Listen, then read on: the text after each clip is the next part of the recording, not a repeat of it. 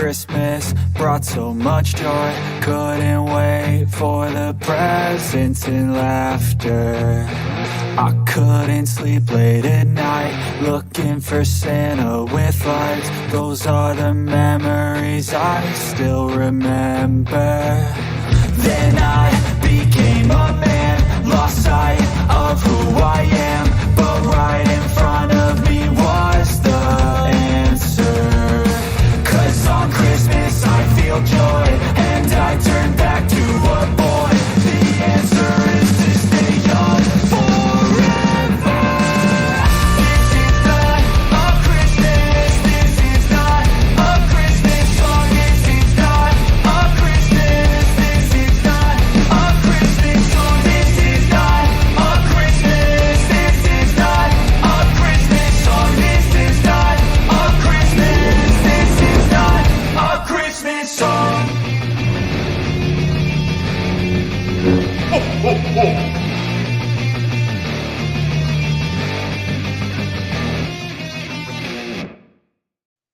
Hello, Star Wars fans. You know, they're just 12 days until Christmas 2024. And we've got a lot of Star Wars news this week. If I could ask you all, please do the YouTube-y things, you know. It helps the channel a lot. And say hello to Jedi Mike. Thank you so much for being here, Mike. Good to see you again. Nathan, hello. Hope everyone had a great day. I hope you had a great day too, my friend. And, you know, there's only 2 more weekends until Christmas. And I am a busy boy. I can tell you that, doing lots of Christmas visits. You know, I don't think I got to share with you guys. Maybe I did. Last weekend, when I was visiting with some children, I had a couple of instances where the kids asked for Star Wars stuff. And I every time someone asks for Star Wars stuff, I love to say, "Oh, who's your favorite Star Wars character?" And in these 2 cases, they were the 2 on the weekend. They said, one of them said, my favorite is C-3PO. And he went to tell me all about how he had the silver leg and the red arm and all the things from the different movies. He loved C-3PO. The other kid said Count Dooku. And I was like, oh, he gets decapitated. So that's a little strange for a little kiddo, right? But it's great. I love when kids ask for Star Wars stuff, and it lets me know that we've got younglings who will be growing up to be another generation of Star Wars fans. So good to see y'all. Litrix, hey yo, good to see you. Sabersmith, it moved just as I went to click on. Hi y'all, hello. Good to see you. Danu Waveley, good to see you as well. Thanks for joining. You guys may hear, you say, where's Peanut? I can hear her, but I can't see her. My African gray parrot insists on standing at the very top of her stand. I had her right here behind me where you guys can see her, except she's way up on top of her stand where nobody can see her. So now she's up there doing all kinds of alarms and just being loud. So she's being a silly girl. So good to see you, Danu Waveley. Thanks for being here. Jedi Mike says, give me a blurg. Give me a blurg. Give me a blurg. Good to see you. Gray. Oh my goodness. Here's my good friend. I haven't talked to you in quite some time. It's great to see you doing quite well. You know, I got a little stomach bug this week, and it seems to have passed. I'm good to go for the weekend. Going to visit some more kids as the Christmas season gets here. Jedi Mike, I got my Star Wars Christmas with the fun of Skeleton Crew. We're going to talk about Skeleton Crew today. Yachty, hello. You know who my favorite is. Yes, I do. You know, Yachty, I haven't yet gone to pick up the package you sent to me. I'm hoping that Hasbro gets off the ball and they send that that ghost so that I can make one trip into town and pick up what you sent me as well as the ghost. They're supposed to be on their way. Brandon, good to see you. Thank you so much for being here. Gray says, I've got 2 Goffins, cockatoos, so I know the birds. Cockatoos are crazy. Cockatoos are just bananas, right? Those birds are ridiculous. Oh my goodness. Crazy birds. Matt Risman, hello. I tried to give Matt Risman a little hard time yesterday. He posted a picture of completing a Lego figure. And I said, you getting ready to do the ocean mirror looking at the sunset? And he completely just blew my fun. Yeah, he's like, he went all serious. They skipped right over and they went straight into Skeleton Crew, which is true. But I was just trying to poke the bear. He didn't take the bait. But good job, Matt. Aggressively relaxing. My poor kids in school, and everyone just wants to talk movies and aren't up on High Republic. Oh, you got to keep up with the High Republic. I've been enjoying the series. Of course, I haven't been able to read all of it, the comics especially, but I'm all up on the novels, enjoying that quite a bit. And starting to see more and more tie-in from the High Republic era into some other projects. Really enjoying that, and hope that it does get a little more inclusion in other things that we get to see going forward. But we'll see how that goes. Thrawn Kill, hello. Good to see you as well. Skeleton Crew rules and pirates drool. That's fantastic. Thank you so much for that. Let's see. I already said hey to Jedi Mike and Gray. Gray loves the Skeleton Crew. I think, there's a few things. We're going to talk about the Skeleton Crew's viewership numbers, and we might as well get straight into it, right? Oh, wait. Pause. Hold on. We'll get back to that. We'll get into the Skeleton Crew news. I've got some more fun stuff to do right at the very front. It says, Mando wrapped filming. We missed Jason for the scoops. Oh, Merry Christmas season, Santa. Oh, Jedi Chris. Been chatting with Jason. And look, I understand. He and Bespin both have been sitting on some news. Bespin finally gave us some tea about the Andor thing that he was on my show. And he said if he got some support, he'd spill some tea. Well, he did. And we're going to talk about that too today. And Jason's got some stories he's working on, but he's not there yet, right? If you know Jason, he likes to get his ducks in a row. He protects his sources and he makes sure that he's got everything right. But he doesn't just put out news without making sure that it's going to be verified. So he's got some stories he's working on. He just hasn't been able to come out with them yet. Says the High Republic is very important for Skeleton Crew. I love the observatory. I wanted to look at the scrolls and artifacts. We're going to take a look at those too. Yachty, I'm actually on the hike now. Oh, the weather is fantastic. It is quite cold here today, my friend. Quite cold. So taking a hike outside today would be, is Meg here? Meg is here. Meg, you've got the permalink to join my show anytime you want. If you've got time to chat, we've got time to have you on. But let's, my good friend, I absolutely been working on a video the last 8 hours. Thought I'd say hi while I take a break. Oh, very good, Meg. Yeah, I noticed that your video is not out yet.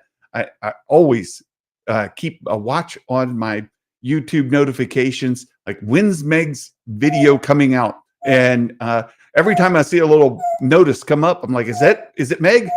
No, it's not Meg. It's good to see you, Meg. Rick Jones, hello. I've got some fun things. You guys may remember, we're going to start off talking about toys. And we're in the Christmas season. We're going to talk about toys. And I've got a mystery box to open. But a couple of weeks ago, I opened the forge that we had right? This is the vintage collection forge that they came out with. And we said there were some good aspects to this and some not so good aspects of this. The really good aspects of this is that it allows for lighting. It's really set up for lighting. They were really conscientious of it, and I've updated mine with a little lighting, and we'll show you that. The downside was they didn't weather the rock back here. You know, it's a forge. It's got heat. It's got smoke. There should be some weathering. There should be some, you know, some stuff back here on these rocks. And then the other part is they didn't do the top, right? The top. And so look, you can see the battery pack right there. Guess what? I put some mini LEDs in here, and I'll just show you. Meg, Peanut is singing on this festive day. Yes, she is. Yes, she is, Megan. Skywalker's Academy. Hello there. So look, I've got the battery pack there. Mattuine. Oh my goodness, a super chat from my friend Mattuine. Oh boy, here we go. Mattuine, we've got a bet. All right. Mattuine has already assumed his team's going to lose. So he gave me $5 because, you know, Ohio State's going to destroy Tennessee when they come up here to the shoe for the playoff game next week. And he goes, oh, my team's going to lose. But if they don't lose, Matt, I would not only refund your $5, I'll send you a little nod, right? I may even feature Tennessee logo somewhere in the show where you know I'll take my lumps. I'll do it. I'll take my good, and thank you so much for that, Matt. Of course, I'm trolling him a little bit there too, right? You know how it is. You buy yourself a kiln and you say, I'm going to make so much pottery. But do you? Girls with Sabers. Hey, there's our friend. Thank you so much for the $1 super chat. That's fantastic. I love these girls. And I look forward to maybe you guys getting back to doing some content again sometime soon. Merry Christmas. Thank you so much. You guys are beautiful. Thank you so much for that. I appreciate it. So here's the battery pack, right? They didn't finish the top, but I got a battery pack in there, and I put some mini LEDs.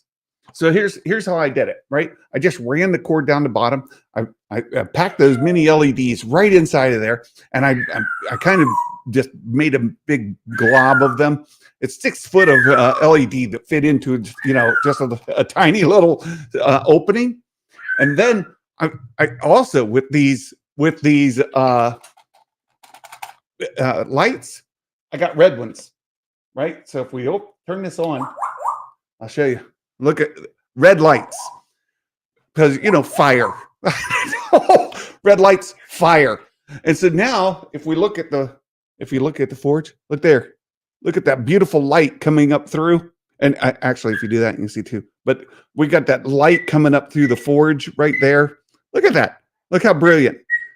There's lights coming right up through there. Now, one thing I thought was going to happen, but it didn't.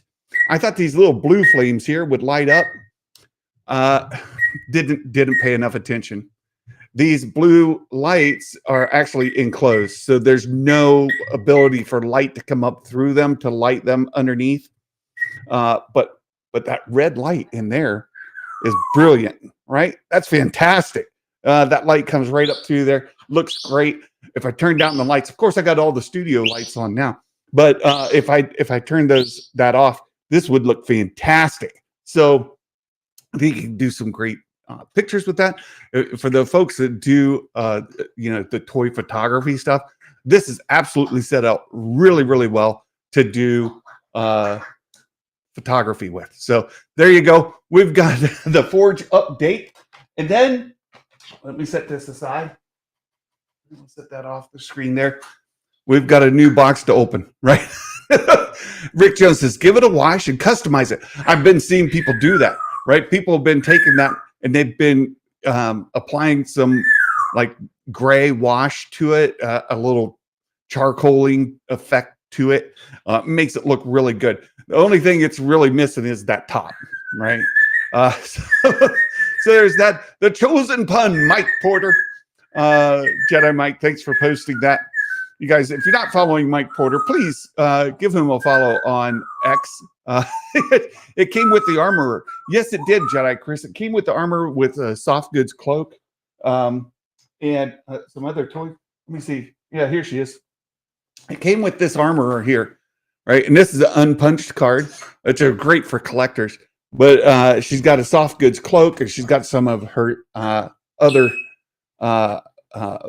tools, as well as the jetpack. Now, this is the first time they've included the jetpack with the armor, I think. So, yeah, it came with that as well. And it came with a bunch of other tools. It came with a cabinet where you can put some tools in there. Came with an anvil, all kinds of great stuff. It's overall a really, really good toy. It's just Hasbro kind of fell short on a couple things. All they had to do is put a top on there, and so that when it's sitting like on a table or whatever, that you're not looking at the unfinished top, and weather the plastic a little, right? Just do that a little bit, right? Yeah. So we got an unboxing. Oh, it's a big one. Oh, look at the size of that thing. No, we've got this. I ordered from Hasbro, and we're going to open it today. And next week we'll have another unboxing. But here we go. We're going to open this. We're going to see what's in here.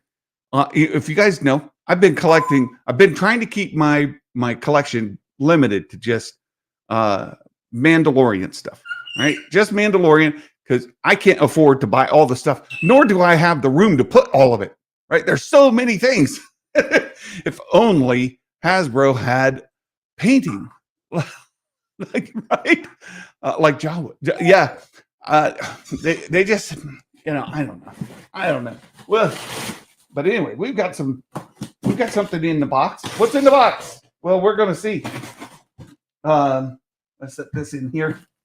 I know what's in the box, but you don't know what's in the box. So just as usual with Hasbro, they put they've been using this packing material that terrifies Peanut. She absolutely she is terrified of this. No, Matt, no. Ray hasn't been in the Mandalorian, just Mandalorian stuff and Ray stuff. Matt knows me. Yeah. So this stuff terrifies Peanut. So this we're gonna save her some terror. She's way over there, but she's watching. She's like, oh boy. It looks sketchy. Yeah, she's like, I'm worried. She sees this stuff and she's like, oh yeah. See, she got real quiet. You guys can't see, but she's got both feet down and she's staring. She's like, oh, I don't like that stuff. No, she does not. Look here. Here we go. We have got here the Imperial light cruiser from the hallway scene. Luke Skywalker's hallway scene right here. We've got from the Mandalorian, Moff Gideon's Imperial light cruiser hallway, and then that blue is messing with my blue screen. But look here, we've got this. This is fantastic. I've already seen people doing stuff with this, and it's a great collection. So we're going to open this. I'm going to open it. Open the box. We're going to open it.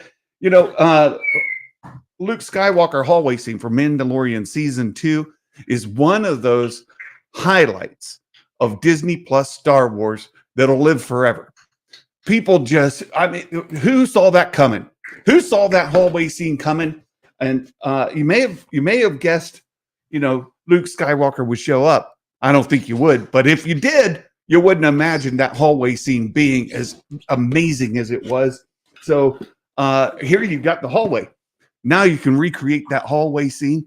Oh boy, that's some good stuff right there. That's some good Star Wars. We're going to talk about that too, because people were talking about how Disney has destroyed Star Wars. Have they? Really? You wouldn't have a Luke Skywalker hallway scene if it weren't for Disney. yeah. Just because you don't like all of it doesn't mean none of it's good. Because there's people who like different content, right?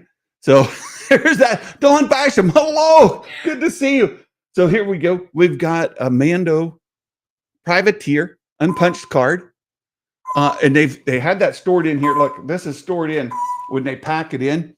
It sits in here like that, and so you can pull it out of there, and there you go. VC 326, right? The Privateer. Fantastic. Another Mando for just building out. Oh, no. Building out your collection. Let's see what else is in here. We've got more, but wait, there's more. We'll move this. What? Peanut likes this stuff right here. She'll chew that up. She's like, oh, give me the cardboard. We'll tear that right up. Oh, Will Morgan. Good to see you. Good to see you, Will.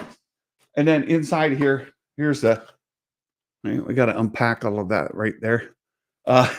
So let's get in here. What do we got in these little bags?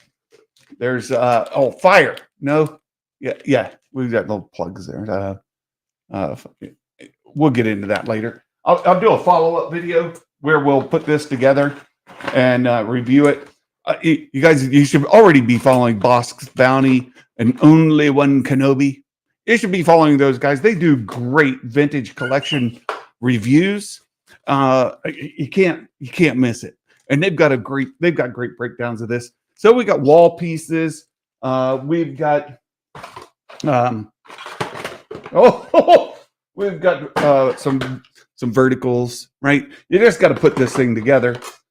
We're not going to do all of that. Look there. We got some stickers are already applied. That's always good. Nobody on Christmas morning. How many of you on Christmas morning have spent hours and hours trying to stick stickers on something so that it looks right? Right? We've all done it. You've all had to do it. If you've been a parent and you get that like Barbie dream house or whatever, oh my goodness, you'll be putting stickers on for hours. Look, oh, this is great. Here's the door, and this door, we'll get into this more when I get to do a full breakdown. But let's see here. Let's set this down because there's a piece I need to pull off right there. Okay. And then I think, let's see, something else holding it? No. Yeah, look. Oh. Hello there. Oh, look here. Now you see me? Now you see me? Now you don't. There's Santa. Santa's gone. Oh, how about that? This is great. What is this wonderful building we're checking out? It's the hallway scene from the end of season 2 of The Mandalorian. Moff Gideon's light cruiser. Yeah, that's great. Yeah, so we're just going through here, checking it out. Let's see what else is in the box. What's in the box? Another. Oh, more Amazon stuff. Another big old piece of wall. That's floor, actually, I think. And then, oh, look here. We got more. There's more. Oh, there's more. I think we got another door right here. Yeah. Oh, this is a double door. Oh. No, I didn't say Dumbledore. I said double. It's a double door, right? And again, we'll do a bigger review of this. Look at that. There's. Let's get this open here. Hold on. You got to take this. I got a restrainer on the door here. There we go. Oh, all right, double door. You ready? Oh, there's Santa. There's Santa. Santa's gone. There's Santa. Oh, that's fantastic. Look at that. One door, other door. They work independently. Both doors. Oh, fantastic. Who can't love that? Look at that. Hours of endless fun right there. All right. So there's Moff Gideon's hallway scene. Fantastic set. Thrilled to have that as part of my collection. We'll do a follow-up just like I did with the armorers Um, the forge. We'll do an update once I get all that put together. Right, open the blast bay doors. Right. I do adore that hallway set. It's fantastic. It's absolutely fantastic. Love it. Absolutely love it. That door makes me happy. Makes me happy too. Aggressively relaxing. That is fantastic.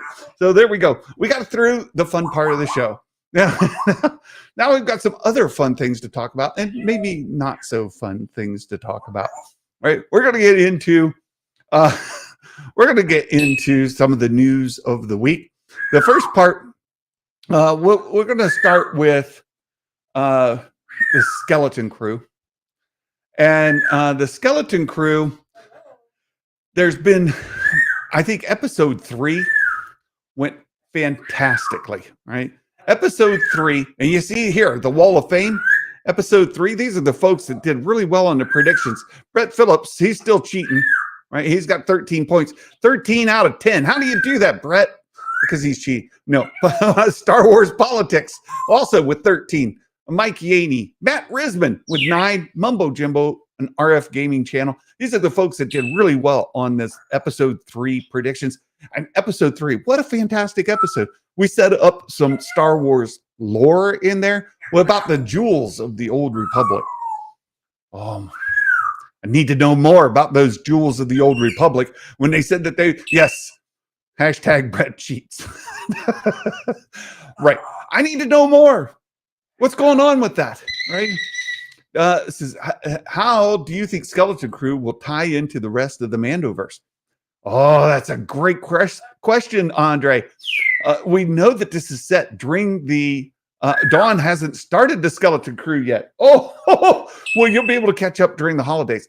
The Skeleton Crew is set during the Mandoverse, and we actually saw some of these pirates in season 3 of The Mandalorian. So the pirates, they're not new. At least one of them's not new. Bane, I think, is his name. We've seen him before. Somebody's got an interesting theory. We're going to get into one of these interesting theories. I just saw it this morning. I was like, oh, what is this? What is this theory? We need to talk about it. Do you think this will turn into a Get Home for Christmas story? I think they teased it with Neil's family looking at the circus and from the holiday special. They are going to get home. Now, Christmas is 2 weeks from now. The question is, are they going to make it, 2 episodes, right? The second episode actually airs on Christmas Eve. Really, really odd timing. Will Morgan's got some theories too. He's been sending me some stuff, but we probably won't do a breakdown on Christmas Day, right? I'll post the breakdown, but I'm not going to do a show on Christmas Day. But with that being said, are the kids going to make it home? They got the map home, and we're going to talk about that. Let's go to that first, okay? We're going to talk about this map and the little meeting they had with Kim, the owl lady. I still don't know if she knows how many licks it takes to get to the center of a Tootsie Roll, but lollipop. But in any event, we saw her, but she unraveled this scroll. And we saw this scroll, but it was like sideways. So somebody took this and they pivoted it so that you can see it straight up and down. And you can see there are 9 planets. And other people have taken some of this stuff and they've decoded it. Short of it is it doesn't really say anything. There's nothing really here in the runes around it that make any sense. But we've got these 9 circles, right? 9 circles. And this one in the middle. Now, somebody said that this one in the middle might not be a planet. It might be a black hole. Well, if you've been following along, or if you read the old Legends, Fate of the Jedi series, where Abeloth shows up, Abeloth is one of the key story points. There's a system that is squeezed between two black holes. And you have to navigate really, really carefully to get there. You get, it's not good. And you got to find that sweet spot right in the middle. And there was a there was a space station out there where they could stay in there, right? So you asked, how might this tie into the Mandoverse stuff? Well, Ahsoka, there's a lot of speculation that thing that they've been hearing might be Abeloth. When they make their way out there, and we don't know if Abeloth's going to be in it, but you saw the huge statue of the father and the son, and the daughter's statue was kind of crumbled. People have been saying, well, Peridia might be the planet where Abeloth was imprisoned. And Balin is hearing Abeloth, and he is searching out the power that she can give him so he can bring an end to the strife and all that. So, oh my goodness! I just got some pictures of cockatoo. That is fantastic. I'll look at it here in a little bit. But thank you for that, Gray. Here. So yeah, Matt says I think it's a planet, not a black hole. I'm just going through a theory I heard. Yeah, I agree with you. I do. But if it were a black hole, and if Abeloth is going to be involved, then maybe, just maybe, this map also has something to do with a black hole. Who knows? Who knows? But you can also see down at the other end of the map, down at the bottom, you've got a person here with their arms raised, a bit of a big symbol behind them. And these people are kind of raising alms to them, right? Like worshiping almost whatever is back here. What could they be worshiping back there? And might this be some sort of symbol of a big force being, right? So will there be a tie-in between what's going on in Peridia, Abeloth, and this? I don't know. I don't know. Hold on. Let's see if Peanut wants to come and join the conversation. All right. Let's see. Peanut's been up there, and some of you are new. You haven't met Peanut yet. Hey, Peanut, you want to come visit? Here, come on. Here, step up. Come on. Come on. That's a good bird. That's a good bird. Oh, I broke the illusion there by getting up the light. There's Peanut. Say hi, Peanut. Say hello. Huh? Say hello. They can hear you. Yeah. No, not going to talk. Here, sit up here. We're talking about Skeleton Crew, and parrots and pirates go together, right? Turn around. All right, yeah, face the people. Yeah, there you go. That's a good bird, right? It's a pretty bird. Yeah. Maybe she'll talk here in a little bit. But so we've got this scroll, and this has been unraveled so that you can see it. I like this view. Matt Risman then sent me this thing right here. You guys have seen this before. You know what this is, right? 1, 2, 3, 4, 5, 6, 7, 8, and the one in the middle makes 9. I think that's a stretch as well, right? I think that's a stretch to make a connection between this and this, right? To me, people are looking for answers. We're just waiting for the answers, right? We don't know. So Skeleton Crew has given us something that we haven't had for some time. One, I enjoyed the Acolyte, but not everybody did. I'm loving the Skeleton Crew so far, but not everybody's watching.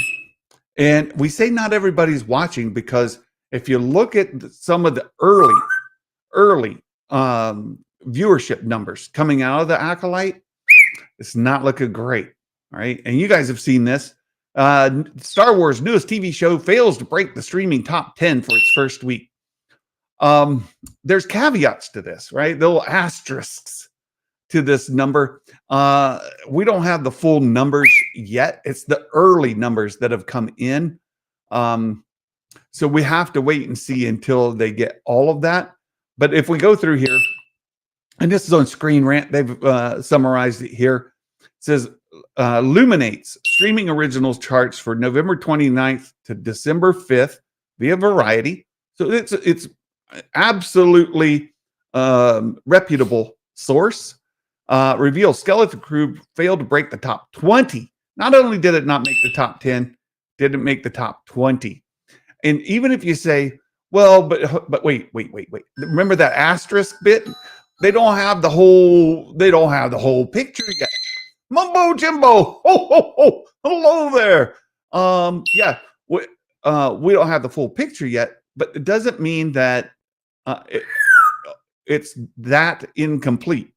Because if you start to look at it, we've got Netflix, which always releases entire things at once. So Netflix always dominates these things. Paramount Plus, Landman, I've not watched that.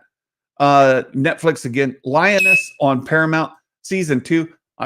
My wife and I watched both seasons of that. Season 2 is nowhere near as good as season 1. In fact, season 2's got some annoying parts to it. But in any event, A Man on the Inside, Netflix again. Prime Video, Cross, pretty good show. We watched it. I enjoyed Cross pretty well.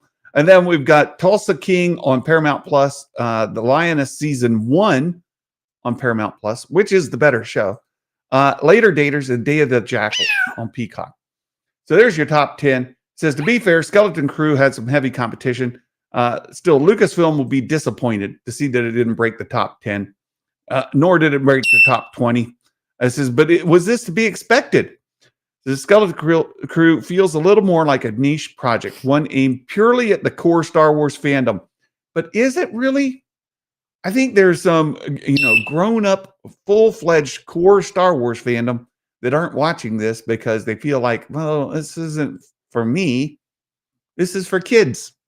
And I'm not a kid no more. So not for me. It says, with hooked numbers, members of the fandom will share it with their kids. Unfortunately, it does feel as though it struggled to reach the average viewer, meaning it hasn't pulled people in. Let's give it some time, because if you've been watching social media reactions and been keeping up with it, then you know that it's doing quite well with reviews, right? Fans are very happy with it. Where are you going? Where are you going? Get back here.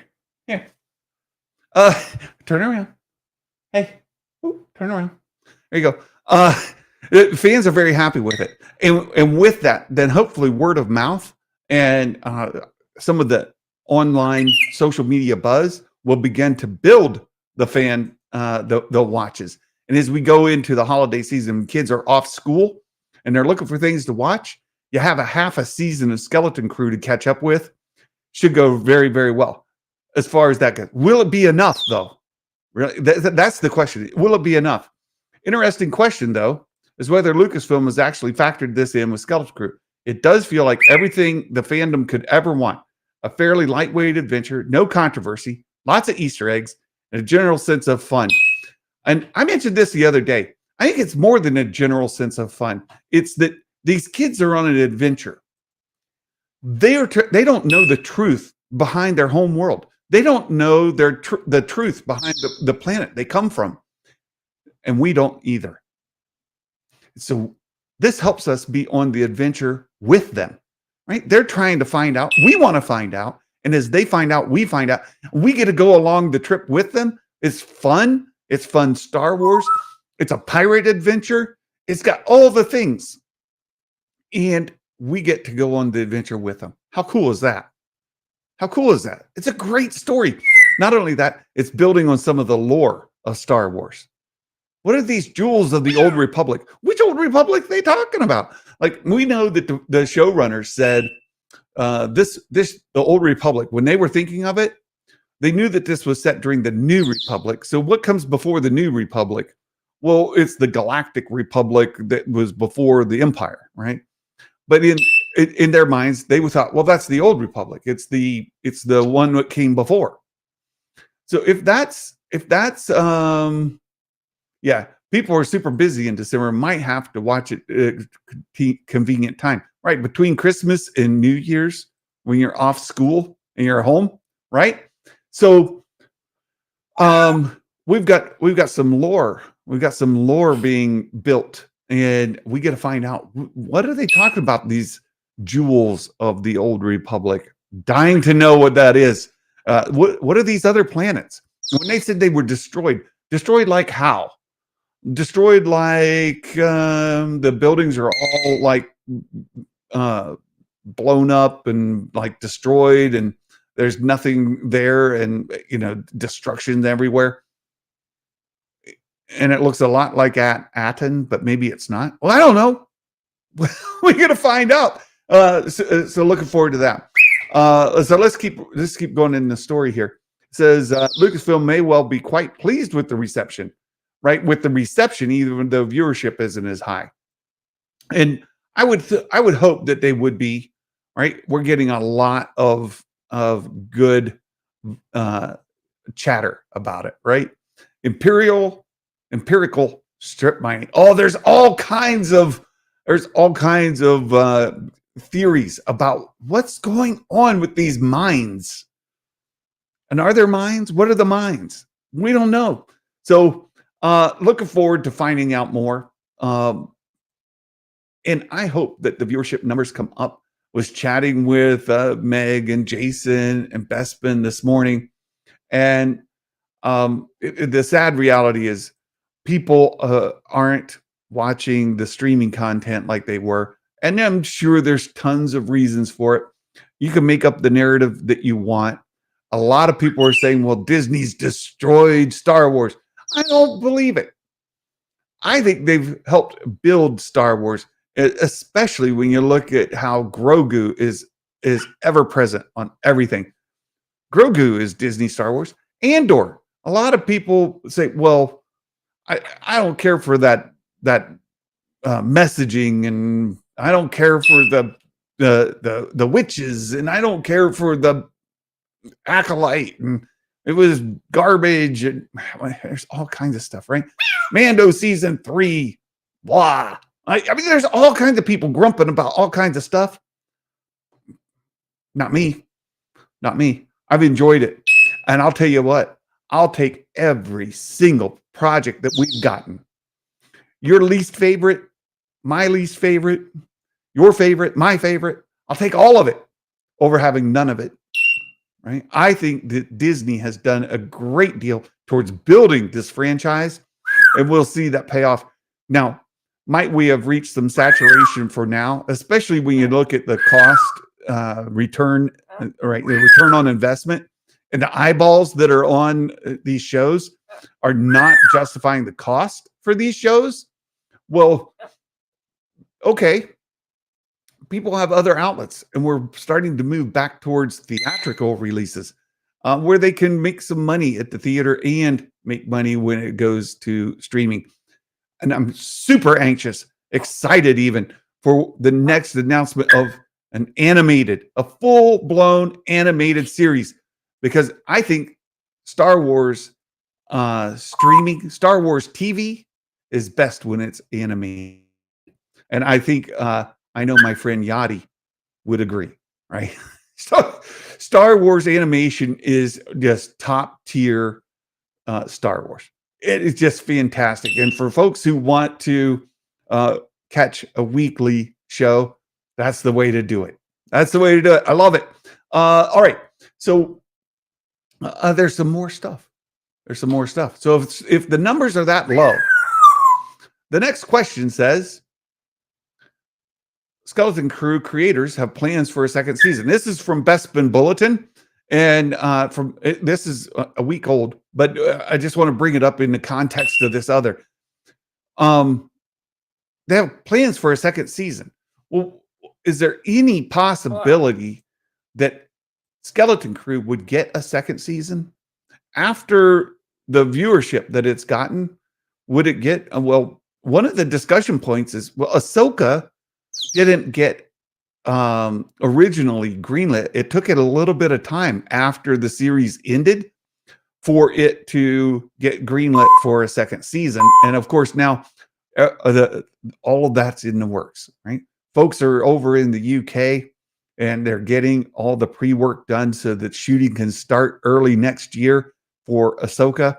And they're already on the ground. Look, some of the Ahsoka crew are already on the ground over there doing work, getting it ready. We're going to go into filming next year. Looking forward to updates on that from our friend Bespin and Making Star Wars. But it took a little bit after the series, season 1, before we got news of season 2. And we may have the same sort of thing going on here, that if viewership goes well and if it grows, maybe it would get a season 2. And if it does get a season 2, and here they're saying they've already got plans for a second season, they've got an idea of a story for a second season, maybe it would continue. Let's hope, right? Let's hope that fans get excited about this and the viewership supports doing a second season. Nathan, Santa, and everyone, you know who had the ability to destroy planets? Well, Darth Nihilus and Vitiate. Yes. Oh, just putting it out there. Absolutely. The only problem, Nathan, and it's great. It's great. The Legends, Darth Nihilus, good Star Wars right there. I don't think they're going back that far. I think this is Jewels of the Old Republic are during the High Republic, Grand Republic, whatever era, prequels. And the showrunners have already said when they were thinking Old Republic, they weren't thinking thousands of years before. They weren't thinking like KOTOR era. They were thinking like before Attack of the Clones. That's Old Republic. So if that's what the showrunners were thinking when they like wrote it and they're mentioning Old Republic, and we get all these talk about Old Republic credits, the jewels of the Old Republic. Well, when is that? I love the Darth Nihilus aspect, and if we would actually get back into the KOTOR like Old Republic, I just don't think that's in the works for this, right? But we'll wait. I love it, right? Nihilus and eats plants. Vitiates destroy. Yes. I love Skeleton Crew, and it's moving along the story and giving us reveals. Yes, no dragging the theories, just straight up to answers. It's been great. It's been absolutely great. They'll roll with the kids' ages. They won't. Yes, that's what they said. So they were saying, we're not going to try to, pull something over on the audience and say, 6 months later, when it's been like 4 years, 5 years since these kids were last filmed, right? They're growing up. They're going to be like young adults when they shoot season 2, should they shoot season 2 with the same characters. So yeah, they're not going to try to pull that over that way. So let's see how the viewership goes, right? Let's see. Just get caught up. Yes, I enjoyed the Acolyte. Wasn't my favorite, but I enjoyed it. Yes, me too, Gray. And loved the Book of Boba Fett. I truly enjoyed the Book of Boba. Where are you going? Where are you going? Huh? There's you're yeah. What's good? You're gonna fall. Yeah. So another theory could be planets like Mustafar, Tatooine. What if they show the planets without sand or lava? Oh, I love it. Before they actually became a desert, right? Tatooine used to be a world with oceans, but now it's a world of desert. And what if they showed before that? Oh, I love it. I love it. It's good. Um, so there's that. There's that. The second story here, and this has made some news. um, this came out early this week, and it's gone crazy. Jeremy Allen White from that terrible bear show that's unwatchable. Right? That's me. That's my opinion. You guys love it. I know it's won all kinds of awards. Like Santa's an idiot. He doesn't know. I don't like it. I don't like the bear. But anyway, this guy's won all kinds of awards. The show has won all kinds of awards. Very, very popular show. The bear. He's in the movie. Well, who's he playing? Well, he's playing Rotta the Hutt. You know, like Rotta the what? Jabba the Hutt. I never heard no Rotta, nothing. Well, Rotta, if you watch the Clone Wars animated series, he had a name, a nickname. So this happened early on in the Clone Wars animated series, and Ahsoka wasn't fully experienced. She wasn't fully Jedi, right? She's really young, and she's given the task: keep the baby Hutt alive. Right? People are trying to kill the baby Hutt, and she's told, keep the baby Hutt alive. Where are you going? Huh? What? Uh-oh. You're thinking about flying somewhere. And the problem she has is her wings were clipped when I got her. And so you guys can see, like, the wing right there is full. This wing is not. So she doesn't have full navigation. When she tries to fly, she can flutter, but woo, yeah, she can flutter, but she can't fully fly because this guy here is cut off. When it grows back, then you can fly. You're like, I'm going to fly right now. You watch me. I'm going to do it. Where are you going? You're thinking about it. You know what else she likes to do? She likes to fly on top of my head. There's nothing to hold on to up there. Where are you going? Yeah. People would love to see it. Yeah. Are you going to do it? Oh, we're thinking about it. Oh, she's contemplating. Woo! Oh, okay. You know what? I'm going to take you over and set you on your stand. All right. You want to go over to your stand? Okay. We'll be right back. Hold on. Here we go. All right. Here.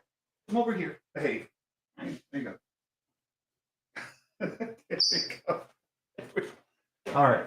So Ahsoka is very young, and she's like, "Hey, don't let the baby die." And but the baby stinks.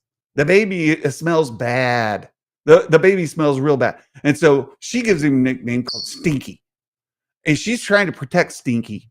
And this is Jabba's baby, Jabba the Hutt. He has a little kiddo named Rotta the Hutt, Stinky. And you can see him right there in that picture. This is Stinky, and that's Ahsoka holding him, right?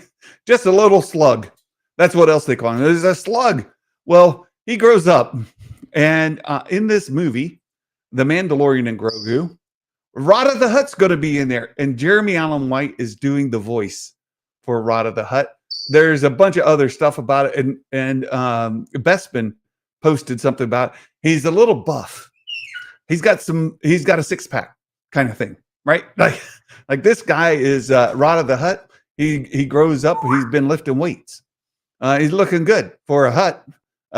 So the story involves Rotta the Hutt. We also know there's another major actress in this movie, a fan favorite actor that come on.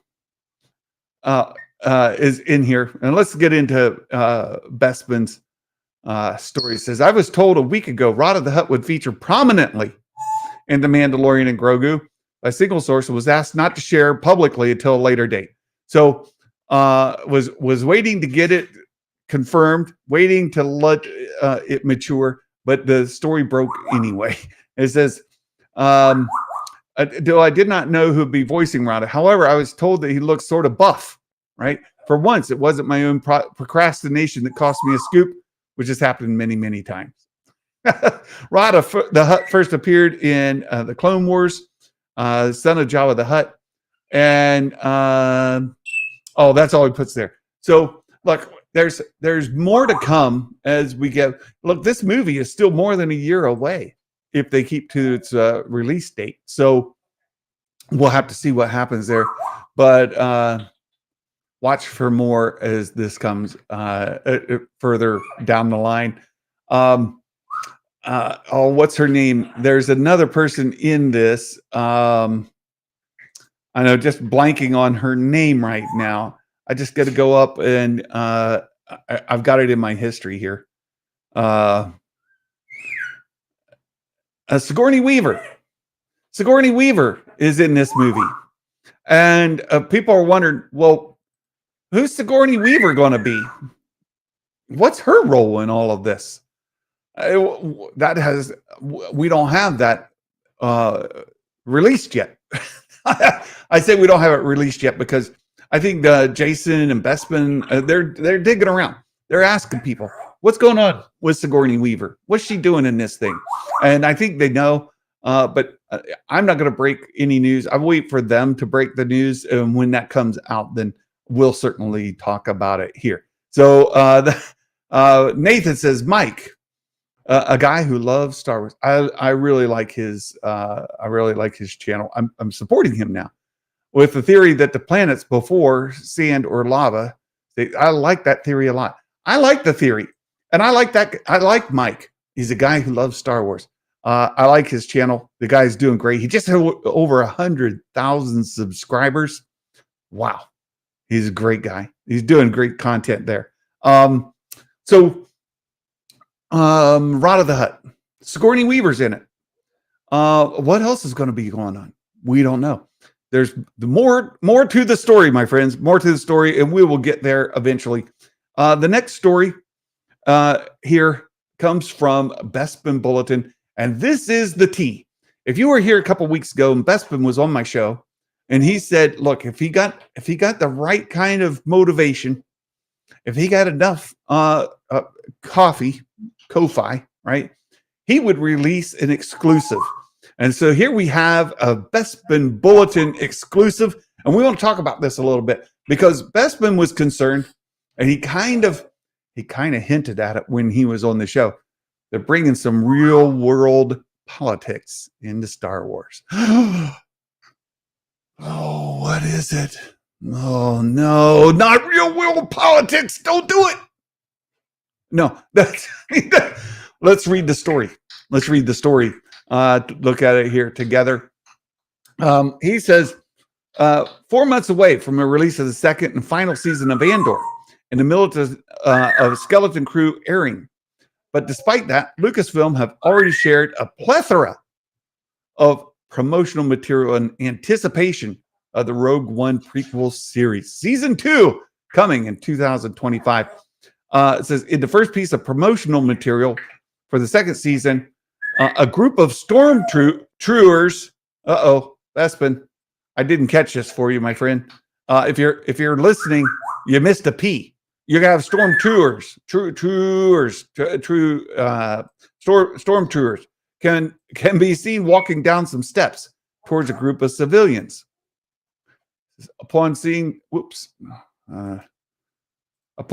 this footage, reminded me of a scene I had heard about in Andor Season 2. Let me make this bigger. Though I can't be sure if the scene in the footage and the one I heard about are the one and the same. It seems as if they could be. So here he's going to say, last year, Bespin was told of a scene shot for Andor Season 2 that was described to me as feeling like Andor's No Russian. Right? It's a quote unquote, no Russian. Right? A reference to an infamous scene from Call of Duty Modern Warfare 2. I was told of a location that had a cafe on one side, which had Diego Luna's Cassian Andor, and there was an alien with a lizard-type creature as a pet. Maybe a Yisla. No, I said that. Bespin didn't say that. But this is a lizard-like pet. But anyway, in a hotel, possibly on the other. In the middle, there were steps. In front of those steps were a group of civilians. So sort of like this picture, right? Steps, civilian. We've got a courtyard kind of situation, maybe, right? Eventually, the stormtroopers make their way down the steps and begin blasting those in front of them, killing the civilians. Oh no! Oh no! These people, all these people hanging out here in the courtyard. No, don't do it. Don't do it. Oh, it says, I don't know for reference to this scene, but I was told by a single source, Tony Gilroy and the Andor writing team were taking real world inspiration for season 2, just as they did for season 1. And one of the inspirations was the conflict between Ukraine and Russia. So there you go. Bespin's tea. Real world politics in Star Wars. Take that. The Ukraine-Russia war. So, look, we don't know what's going to make it to... And again, this comes from a single source that Bespin had a year ago. We don't know that that's going to make it through the cutting room floor. We don't know what's going to be actually in the show. But it wouldn't be the first time, would it?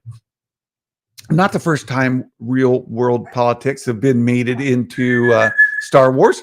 In fact, the Battle for Endor was George Lucas's insertion of the Vietnam War. So there's tons of things that actually inspired by real world politics.